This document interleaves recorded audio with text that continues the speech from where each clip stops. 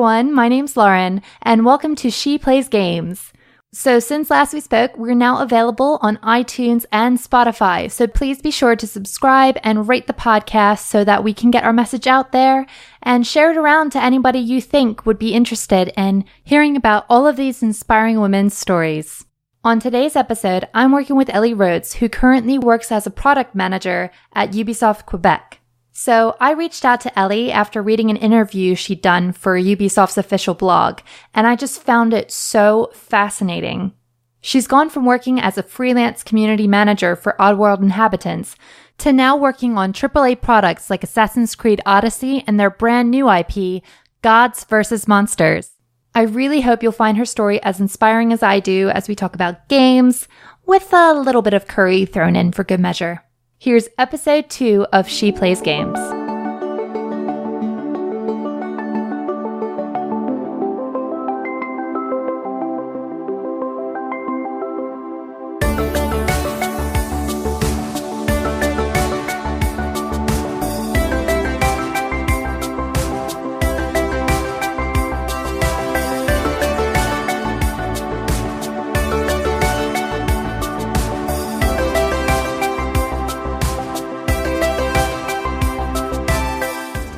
Hey Ellie, welcome to the show. Thank you for having me. Oh, when I heard your story on the MCV or on the Ubisoft site, wasn't it? Yeah. About just, your road to Assassin's Creed Odyssey, essentially. I thought, oh my God, I have to have her on the show. And your road to this is just really fascinating because you started off with Abe's Odyssey, didn't you? With yes. Oddworld. Yeah. And can you give me a little bit of insight into how that kind of came to be? Well, it's interesting. It's very different to how people normally get into the games industry, and it's actually fairly typical for community managers and things like that. So I started out in retail and basically was just so passionate about gaming that I used to shout about it on social media. I'd write on my own website and blog and stuff. I'd do podcast appearances with people. I'd go to conventions, and I essentially fangirled so hard at the Oddworld Inhabitants team that they decided to make me their social media manager. So that was quite cool. Yeah.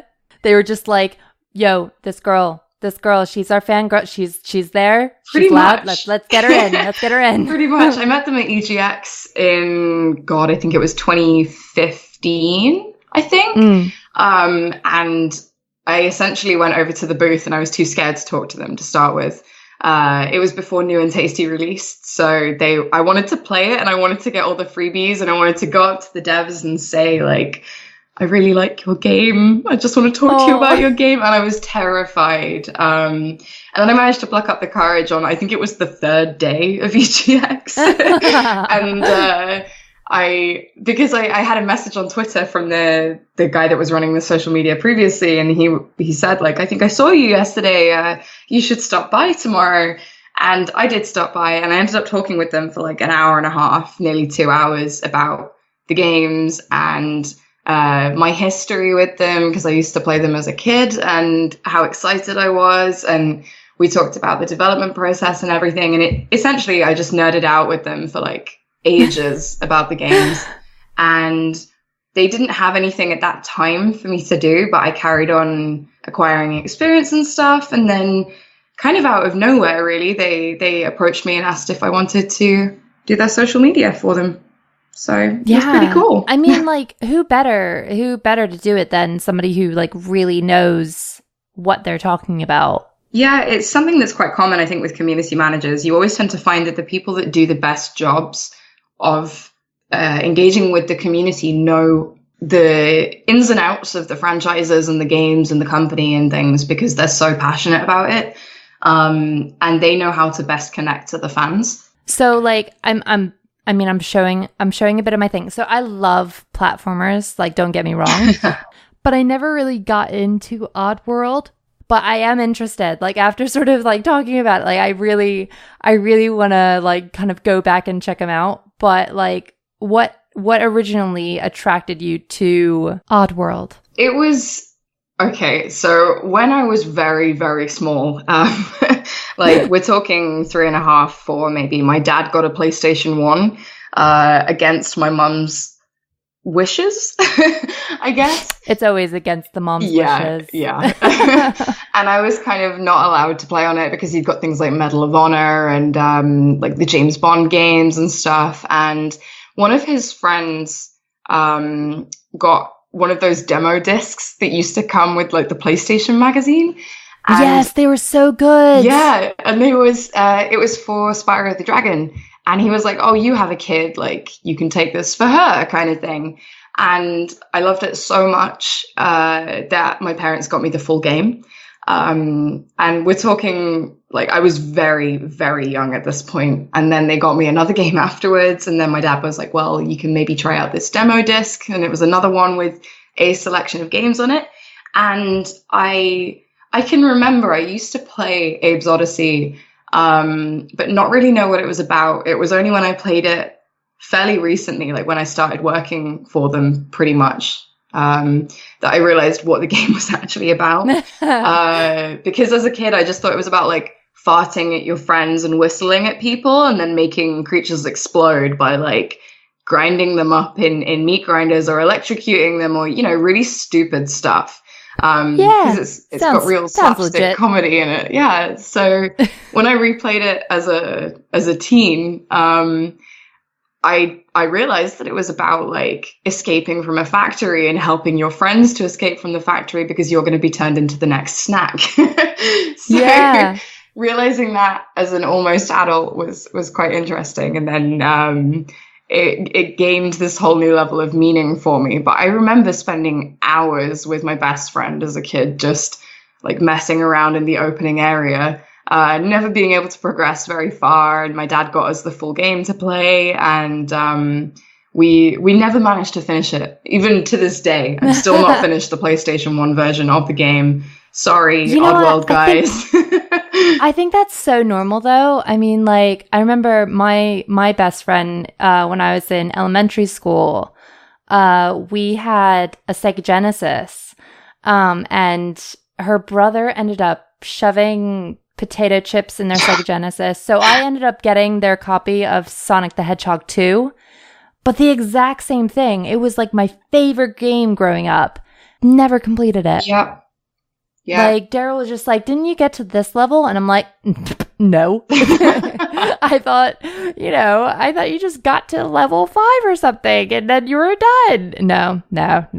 There's also like the other side of that though, isn't there? Where you try replaying a game that you played as a kid as an adult and you're like, oh my God, how did I ever get this far in this game as a kid? Like, replaying things like Banjo-Kazooie and Mario 64, I don't know how I finished those games as a child. Oh my God, the racing in Mario 64 was just so hard. It's brutal. It really is. But yeah, no, I think like you're gonna check out Soulstorm obviously when that comes out, right? Absolutely. Yeah. Well, I got to see it when I was working on it. Oh, that's so cool. So I saw it maybe, oh God, what is it now? 3 years ago? 4 years ago? Something like that. 3.5? Wow. Yeah, it's been a while. And it looked really good then. And I know that there's been a lot of changes to it since then. So I'm really excited. Having seen the latest gameplay trailer, I was like, great, I'm super stoked for this now because when I saw its potential way back when, it's nice to finally see that coming to fruition, and knowing that people will get their hands on it soon is crazy as well. That must be the crazy thing though, like especially when you leave, just the fact that you know where it came from to start with. Yeah. Oh, that's just that's pulling the curtain behind. That's so weird because you're gonna find things in there where you're just like, was that there when I was there? Yep. Did I see that? I don't remember that. But yeah, so while you were there though, did you actually get to interact with Lawren Landing that much?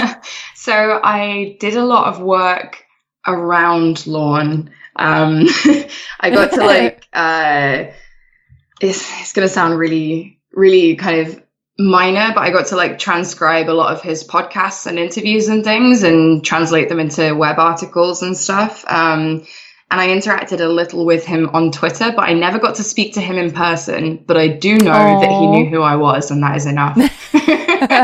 So, he knew my name, damn it. Yeah.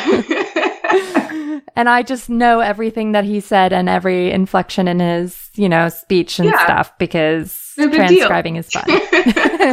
NBD. But yeah, I mean, also, this is going to sound really daft, but do they have an office in the UK, do they? Or do they just work out, because they work out of California, don't they? Yes. So there's I think, I want to say there's like 6 different places around the world where they work from. So Lawren is based in California. And then the marketing team is UK based mostly, but they don't have an office. It's all like working from home, but working together. So I was a part of that team. Yeah, it was nice because it's kind of like freelance, but kind of not. Like you are a dedicated member of the team, but you get to work from your living room. And then they have, there's now a studio in Leeds where they're basically all the developers that were freelancing on the project have been moved to the studio.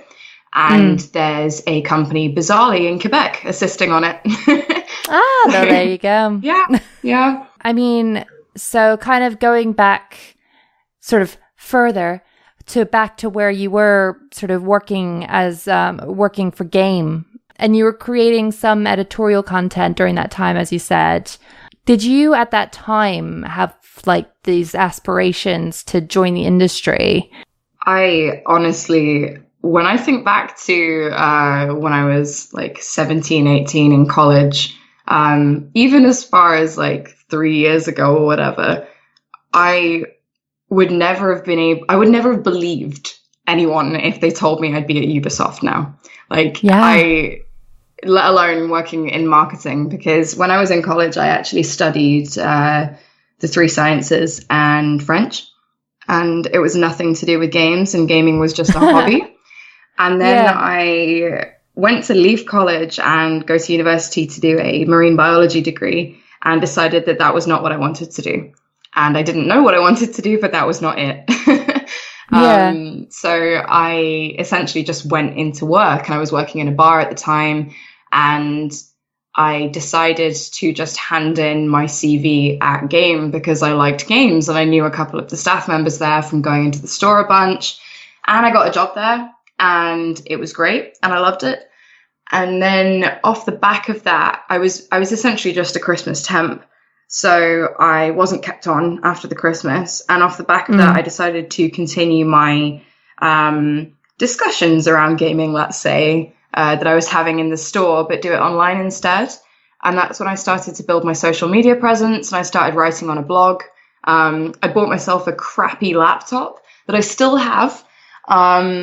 It's framed. Oh God, it's like 6 years old now, shrine. and it's I use it for D&D every weekend, and I just want to burn it. And we call it the crap top. It's its pet name, and it's no better than a doorstop, really. But I bought it to do my blogging, and I started doing that, and then realized that maybe I could make a career out of doing that. So I started inquiring into like whether or not I could do writing, whether I could do web editing, if I could do marketing or PR work or community. And I was basically just hitting walls everywhere I went. So I was like, right, okay, this isn't going to happen. I was then rehired at Game, and I was like, cool, this is great. And I kind of gave up on getting into the games industry for a bit. Because even through doing game events and working at conventions and setting up store events and doing the marketing for the store and things like that, no one wanted me. So I was like, right, okay, maybe marketing isn't for me. Maybe I would need a college qualification or something.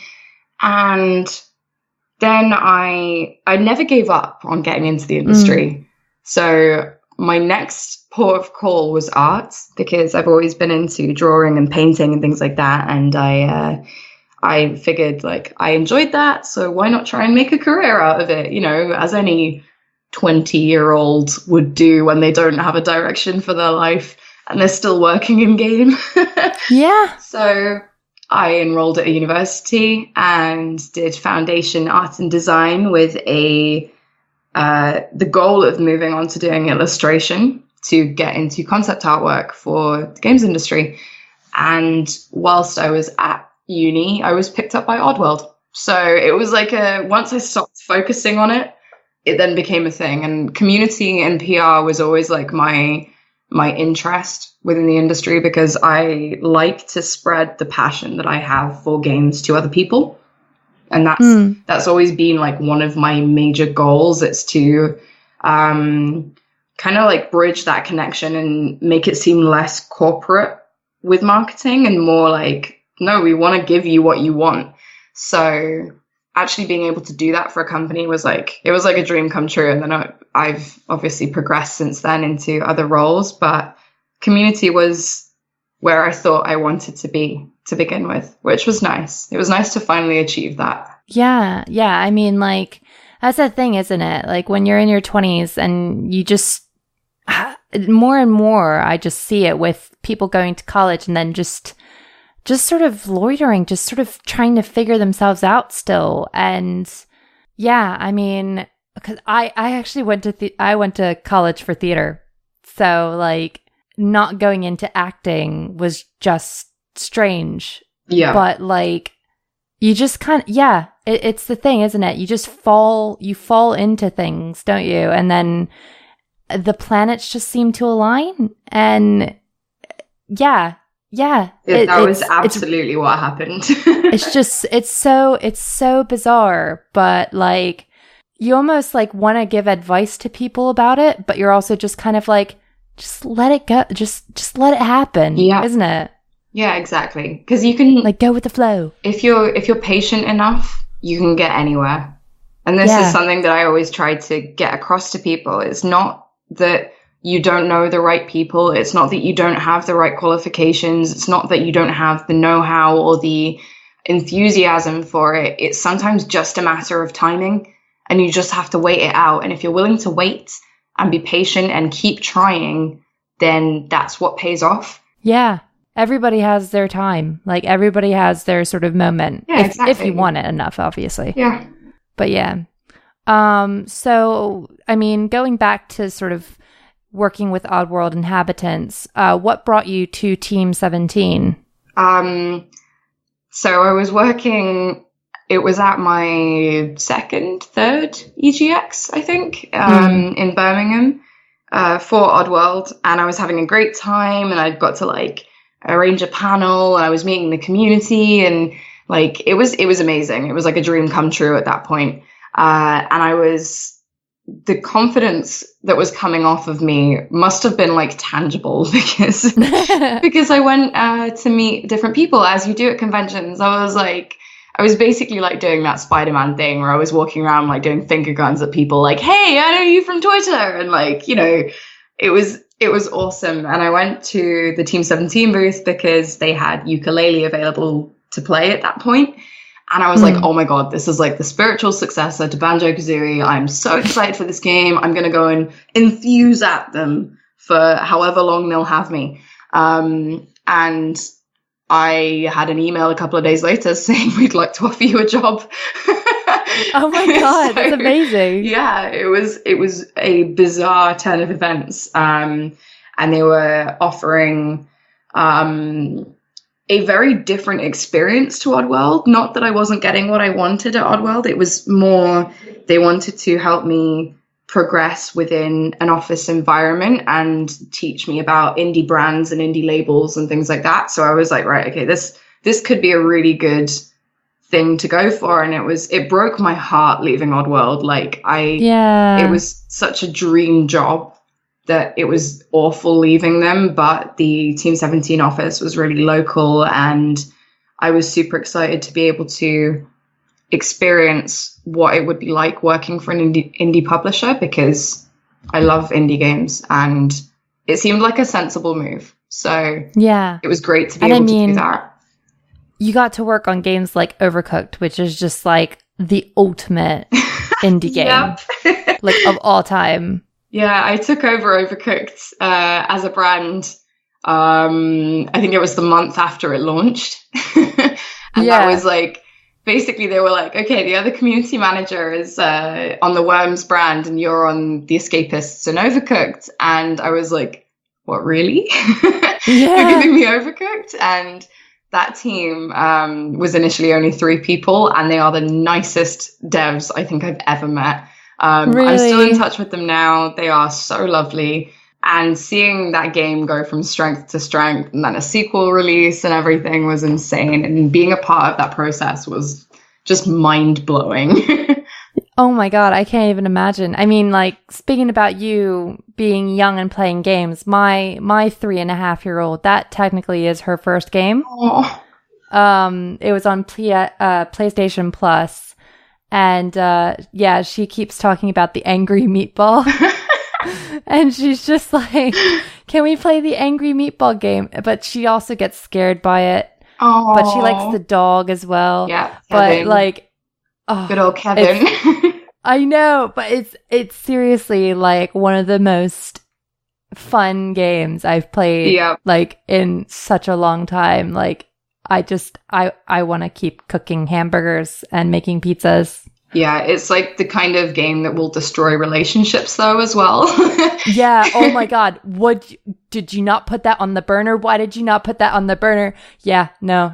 Yeah, my husband gets real mad at me. But me and bizarrely, only a few people have actually witnessed this, but bizarrely me and my sister can play it in complete silence. Oh, really? Yeah, we don't have to communicate because we're so in tune. We could just do it all around each other. It's telepath. Yeah, it's great. Yeah. What's the age difference between you and your sister? Almost 4 years. So enough for us to have fought like hell throughout most of our childhood and teenage years, but close enough that we're now like best friends. Yeah. That's just what happens. It's just what happens. Yeah. But no, that's amazing. Oh, I hope that mine end up with that magical power. That'd be so good. But yeah, and then so you moved to Quebec with your husband? I actually moved almost a year after him. A year after him? Yeah, because he was offered the job at Ubisoft. Sure. And he was due to move in the October, and I went to EGX and was picked up by Team 17 in the September. So gotcha. I was like, I have to take this job. And he was like, I know you do. I have to take this job. And oh, bless. At that point, we'd only been dating for about, it was just under a year. So it was quite a big thing. And we decided to do the long distance thing. And then I got fed up of it and was like, let's get married and move together. And yeah, it was a very stressful time, but it worked out. So yeah. I mean, like, honestly, like, you can tell from my accent, I'm American. And my husband's English. My husband's English. So yeah, like having the same exact thing, like it's hard. Yeah. It's really hard. But Skype is good. Yeah, we used to call each other every nighttime for me. So he would call me to like talk to me while I went to sleep and stuff, and then I'd wake him up in the morning at my lunchtime, and it was good. We found a balance, but it got to the point after about 6 months that he was like, right, I know that I want to be with you, and I know that I want you to be with me over here. Yeah. So he proposed, and then we arranged the wedding, and I actually moved to Quebec 2 days after getting married, and I would not advise it. Wow. That's incredible. Yeah, it was incredibly stressful. Oh my God, I can't even imagine. And I got here and was like, what do I do now? I know. Sat for a bit and took in being here, and yeah, it was. Did you travel much to Quebec beforehand? I came here twice before moving. I'd spent about a month here in total, so enough to know that I wanted to live here, but not enough to kind of really grasp how it would be to live here. So yeah. Do you feel like it is quite a like different world to England? In some ways, yeah. I mean, the language barrier is a big deal because everyone speaks French here. Yeah, that's the thing, isn't it? It's a very French, it's a very francophone city. So that's been quite a task. Yeah, it's been cool to learn French for a start, but they have a very French culture here. So in some aspects it feels like Europe, in some aspects it feels like America, but it's like this mashup of everything. So it doesn't feel completely alien, but it's not quite home like England either. So, but Quebec is very similar to Nottingham, where I grew up in. Oh, that's good. Like terms of size and population. So it felt quite normal in that aspect. Do they have like, this is, yeah, again, really daft, but like products wise, like, did you have to like sort of adapt a lot? Because I remember when I moved over here, like I had to ask for translations for everything, like in the sense that like, you know, I needed to know what I needed to get. Like when I wanted to make pancakes in the morning, like my mother-in-law didn't have like a flat like pan, a frying pan to sort of make pancakes with. And I was just like, why don't you have this? And she didn't have a spatula. And I was just like, why don't you have these things? Like, do you find like a lot of those moments, or did you find a lot of those moments where you're just like, I need these things that are English, but I can't find them? It's more like brand wise. Like you don't get biscuits here. I mean, you call them cookies, but like they call them cookies here, and you can get cookies in the British sense, but you can't get biscuits. No digestives. Yeah. Oh God. I know. Milk chocolate digestive. Every time someone comes over from England, or every time I see someone from England, or we go back there, we bring food back. So my latest thing that I acquired was a jar of Branston pickle. Oh my God. That's not a thing here. No. Things like Heinz baked beans and tomato soup isn't a thing. Wow. What else is there? I found Marmite in Walmart. You can get that here, but it's like only the teeny tiny jars. But it's just, I don't even think about it anymore. And then I go home and I'm like, oh my God, fish and chips and curry and like Nando's and, you know. Yeah, what is the curry situation in Quebec then? It is non-existent. Yeah, because it's non-existent in America either. And people are just like utterly bemused by that there's like no curry whatsoever. I've been turned on to curry now. Like, I love a good chicken katsu curry, especially. Oh, God. It's tikka masala that I miss. Oh, a chicken tikka masala, like a takeout, greasy chicken tikka masala. But it's actually been quite nice in the studio because there's a lot of expats, whether they're from France or the rest of Canada or the US or England. We're about 50% expats, I think. Which is awesome, but it means that there's a lot of different cultures and we do like food sharing stuff. And I was talking to one of the French guys, must be about a year ago now, and he bizarrely used to live in the UK, and he was like, oh, I really miss curries. And I was like, same. And then we started on this quest to create a curry that's like an authentic British takeout curry. And he hit on this recipe that uses like an authentic gravy. It's like a curry gravy base.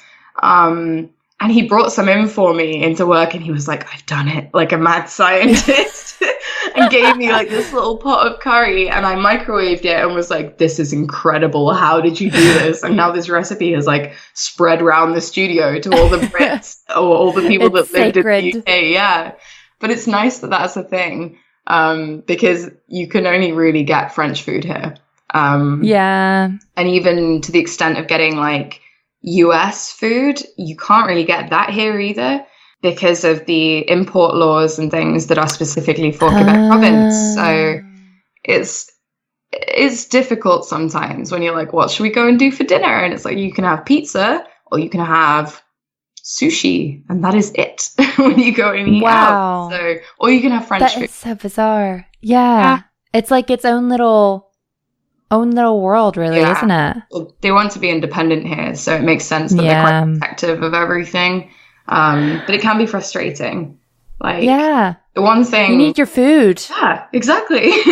You need to have your sameness. Come on. Yep. But it's getting better. You can now buy Nando's sauce in the supermarkets, which is like... Oh, Nando's. Unheard of, so that's awesome. I love Nando's so much. Oh my gosh. Oh, I could really go for a Nando's right now. It's so terrible. Like, the food is just so basic, but you really miss it when you can't have it anymore. When we went back to England in May, we had it 3 times. Oh my God. I don't blame you, because it's also not that expensive as well. You can just get like a whole chicken and you're fine. Mm-hmm. And chips. Yeah, no, I would totally hit up a Nando's. Yeah. But yeah, anyway, games. Yeah. Yep. You know, so, I mean, obviously now you're more on the product manager side. How did you feel like sort of transitioning from community management to product managing? Is it a lot?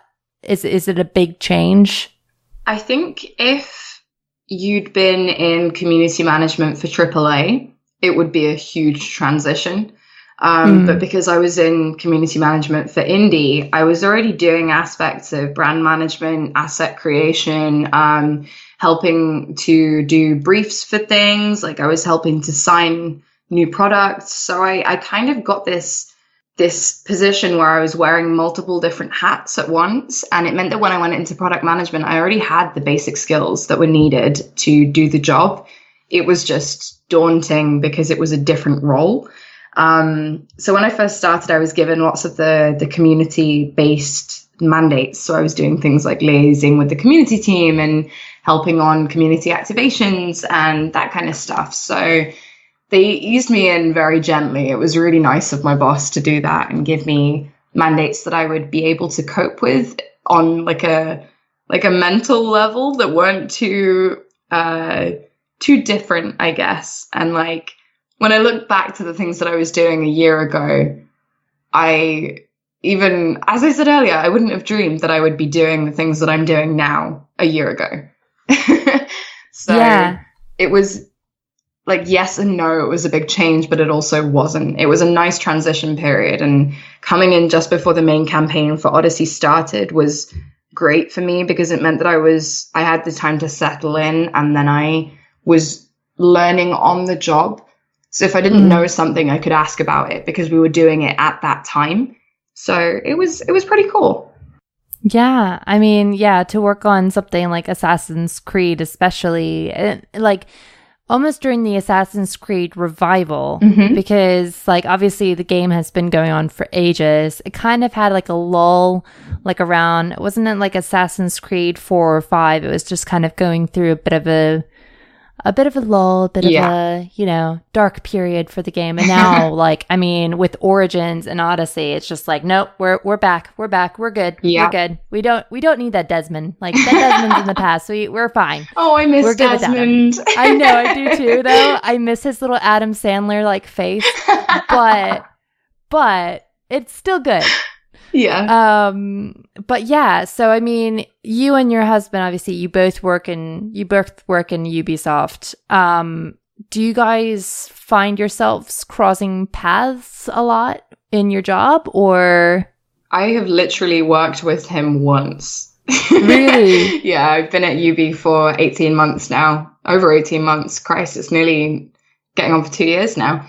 That's amazing. And I've had, I think, 3 meetings with him. And I've had maybe twice where I've had to tell him to do something or ask for something. So we very, very rarely interact on a work, like a professional level, because he's in script writing. So he's done and dusted with the game like 6 months before we gear up for the campaign. So we don't often have we're not often working on the same projects, which is nice. It means that we do get the time, like the brain space at home where we're not working on the same things. So we can do like, oh, how was your day? What are you working on? Kind of thing, because we're not interacting all the time. Yeah. You like don't actually know. So you can just be like, all right. Yeah. Yeah. But yeah, I mean, like when you do come home, I guess, do you guys find that you can just switch off, or do you find that you're still kind of like, nah, Ubisoft, we're good? Sometimes it's necessary to switch off. And when we're having down periods at work where we don't have loads of work on, it's really easy to come home and just not even talk about it. But obviously, like sometimes we'll have a bad day and we'll want to rant, and you know, it's dependent on the current situation, I guess. But it's nice to have that insight where he can talk to me about work and I can talk to him about work because we're both under the same NDA. Yeah, so yeah. We can talk about the ins and outs, and it's quite nice because I can't actually imagine how it must be to go home to someone and be like, I can't tell you what I'm angry about, but I'm angry, and then have to deal with it. I'm angry. Oh my God, yeah. On sort of that same level, like what does it feel like to work on a pre-existing franchise versus something that's like completely different? I was actually asked this question recently on social media because Gods and Monsters and Assassin's Creed are obviously completely different franchises and IPs. Yeah. So somebody asked like how it was to like, how is my job different working on Gods and Monsters? And like, in actual fact, it's not that different. It's just like same thing, different day, basically, because we work in cycles in marketing. So you have the pre-production period where the dev team's ramping up and we're learning as much as we can. And then during production, we're assisting with like events and demos and like communication meetings with editorial and things like that. And that's super cool and really exciting. And then all of a sudden you're in the campaign and you're running it all, and then it's done. And then you start on the next game. So the actual day-to-day work isn't that different. It's just the market more than anything. Because it's super interesting to have something new to research, because this is something fairly new for Ubisoft just in general. It's a different IP to anything really that's been done before. And it means that we're kind of laying the groundwork for a potential branch out into this market, which is really cool.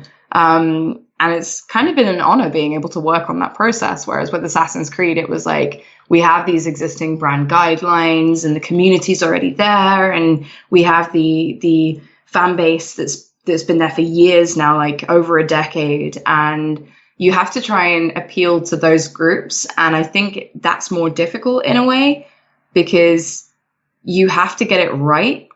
Whereas with a new IP, you're sort of, it's like you're dipping your toe in different ponds and you're like, okay, well, this is quite cold over here. So we'll leave that market for now. We'll go and try this one over here. And like, you're feeling out what's going to work and what isn't. And it's high risk, high reward, I guess. But it's super interesting being able to actually be a part of the thought process that goes into building this IP. Like, so I've been reading a lot about Burnout, like a lot, like with YouTube and stuff. And like I've been getting bombarded with like sort of guidance as to like not to get burnt out from just working.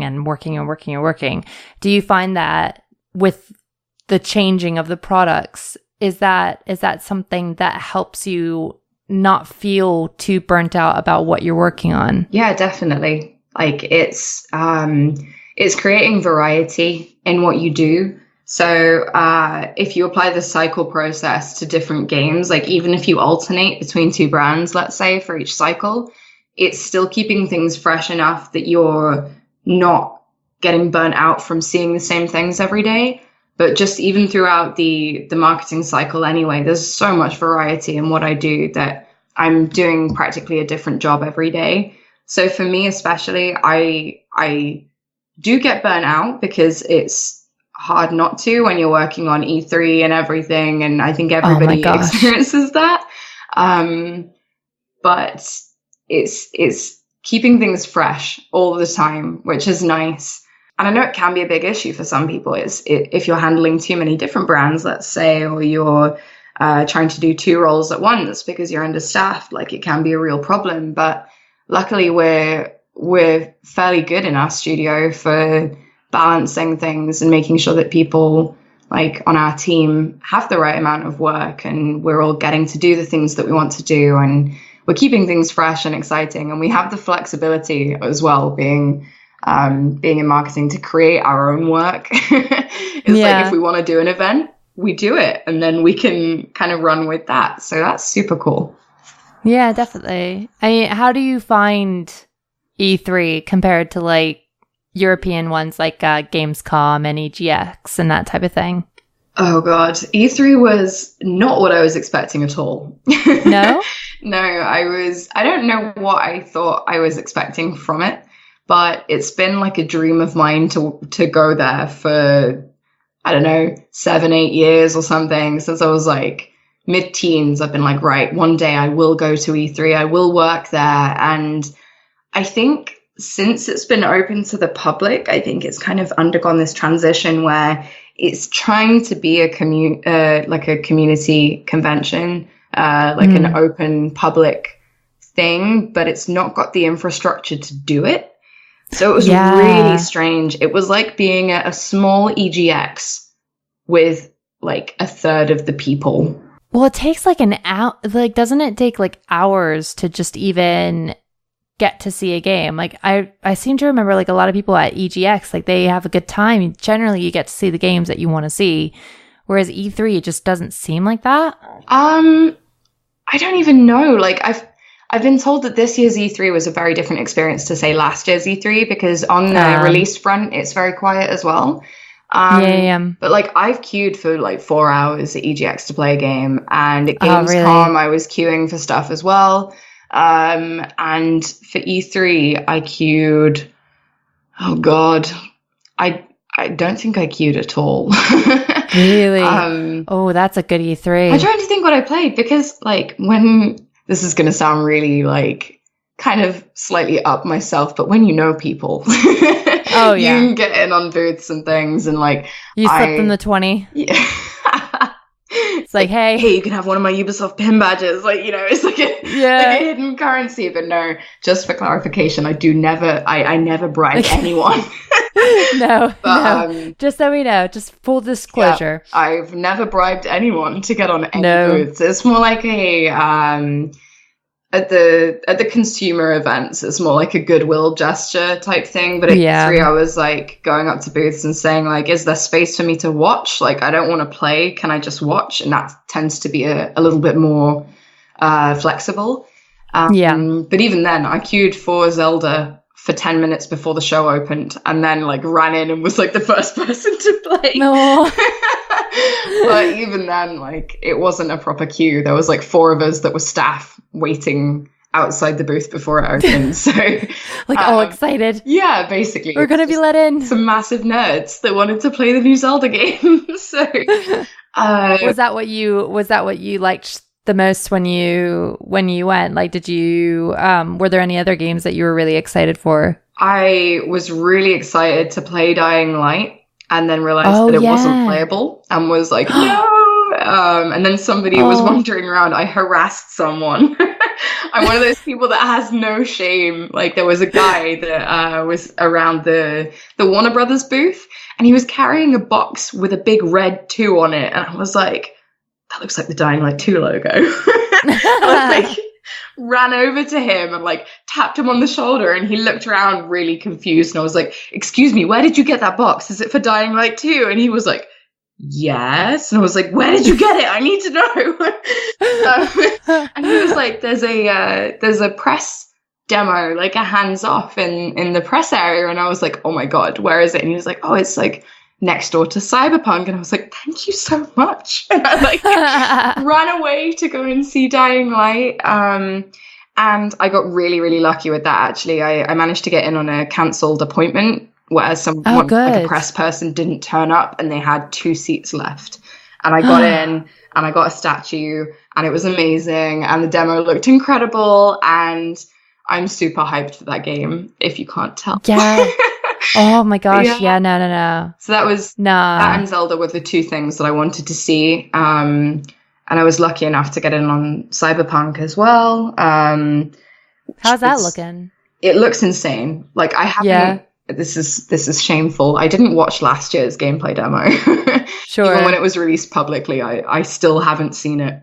And so I didn't know what to expect going in. I had no idea what this game was going to look like, play like. I had only seen the trailers, and it was not what I was anticipating at all.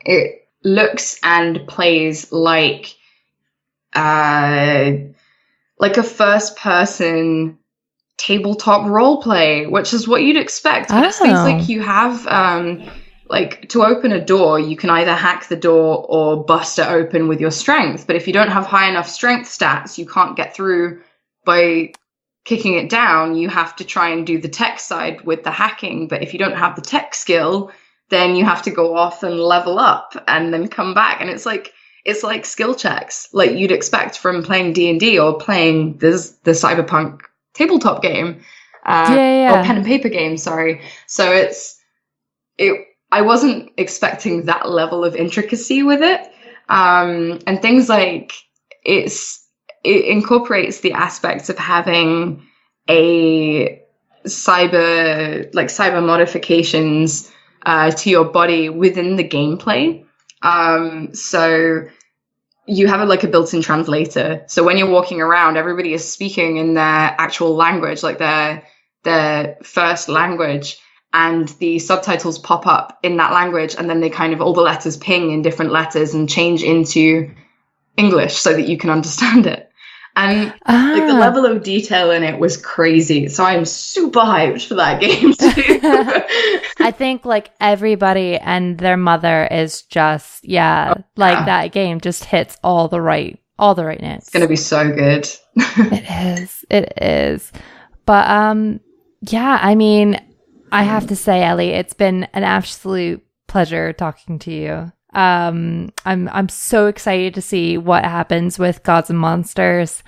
I love the visual style of it.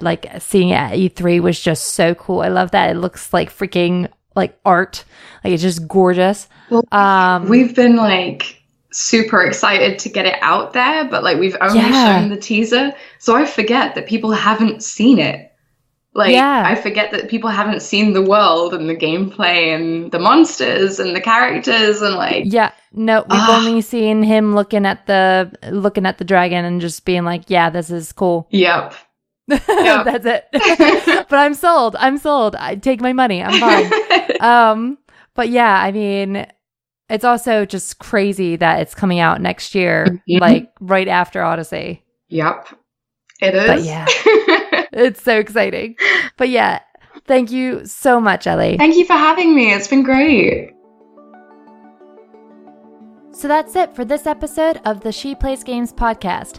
Thank you so much again to Ellie, and thank you so much for listening. If you enjoyed the show, please be sure to subscribe on your chosen listening platform and leave a review. Also, if you'd like to chat with me, be sure to pop an email over to ShePlaysPodcast@gmail.com. That's it from me. See you next episode of She Plays Games.